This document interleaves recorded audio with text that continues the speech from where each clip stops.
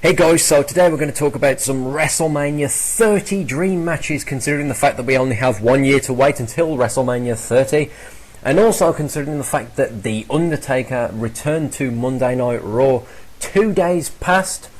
Let's talk about dream matches, more specifically dream matches about The Undertaker at WrestleMania 30. Now, when I think about WrestleMania 30, I think of what could potentially be the biggest and the best WrestleMania celebration in this 30 year of history that we've had thus far. WrestleMania is of course the granddaddy of them all, as the WWE themselves used to bill it as. It is the biggest wrestling celebration on an annual basis. But every now and then we have WrestleMania pay-per-views which up the standard and force the next year to either come close or do better or usually fail. But that's just one of those things, guys. But WrestleMania 30 certainly has the potential to be the biggest WrestleMania celebration in history, if of course the WWE gives us some dream matches. Now, one dream match that could come to pass is The Undertaker vs Sting.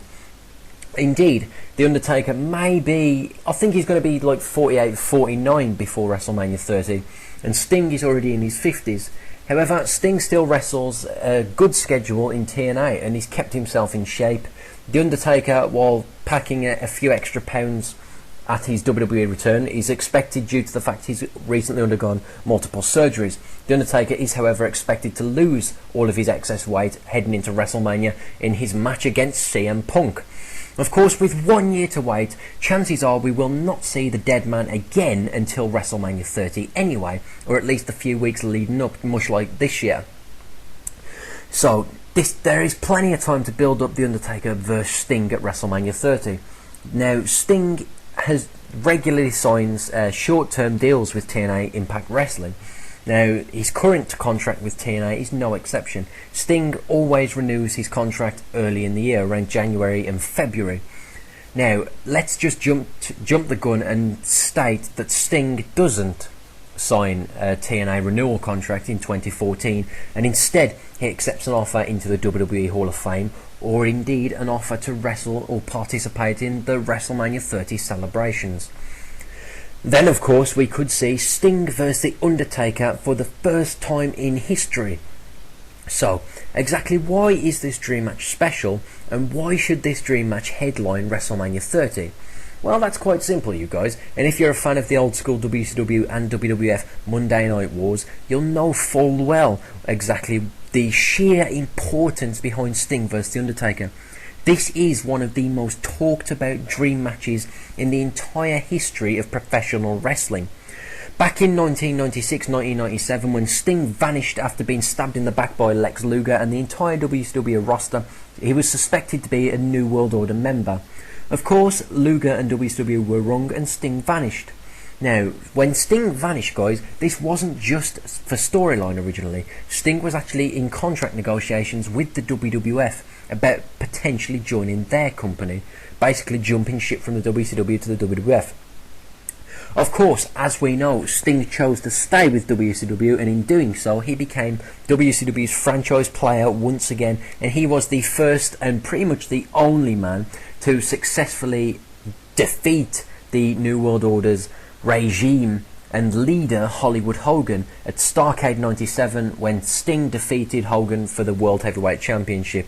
This was of course followed by the entire WCW roster entering the ring and celebrating with Sting as the new champion, thus ending any potential thoughts or ideas that Sting was going to jump ship to the NWO, or the WCW was going to continue to accuse Sting of things that he simply hadn't done.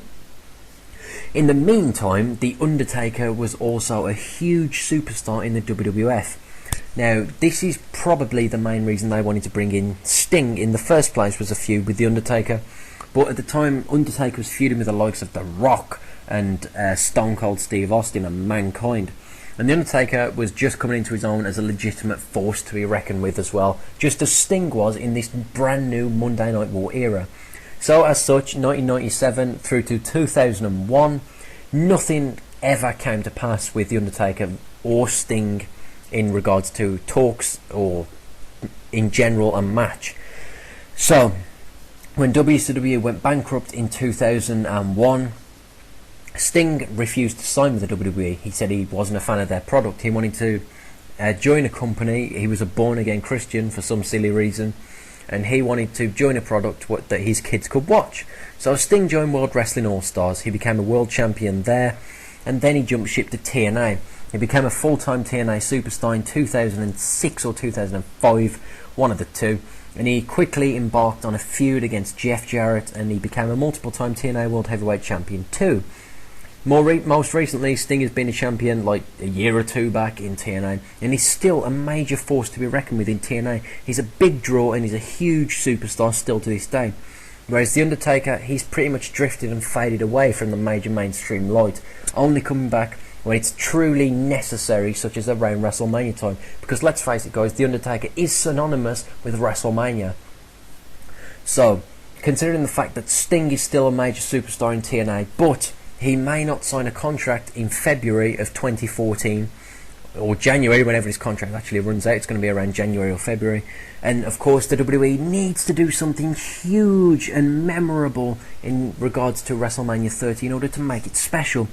WWE, give us Sting vs The Undertaker. Give the icon himself as much money as he wants to come in and do one big match against The Undertaker and end his career gracefully and go out on a huge note. Of course, if The Undertaker does successfully defend his undefeated streak against CM Punk at WrestleMania 29, that will leave the streak open for defeat at WrestleMania 30. Could Sting be the one to actually finally end The Undertaker's undefeated streak, as many long-term WCW and wrestling fans in general have always wanted to see? If not, The Undertaker will head into a battle with Sting at WrestleMania 30 with 21-0.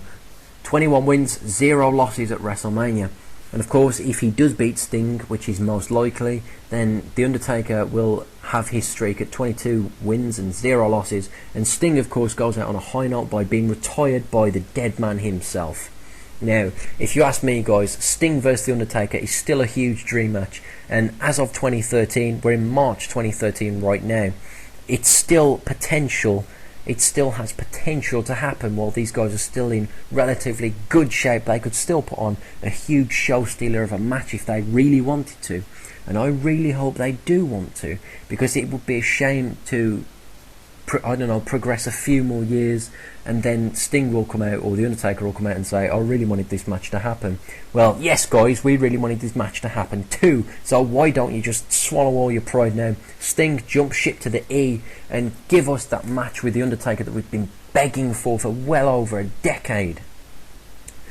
As always guys, I want to hear your thoughts and comments and your feedback on a potential Sting vs The Undertaker encounter at WrestleMania 30. I want to know if you think the match will still be good in 2014 at WrestleMania 30, or do you think Sting will even jump ship at all, or will he sign with TNA? As always guys, thumbs up, subscribe, and until next time, enjoy.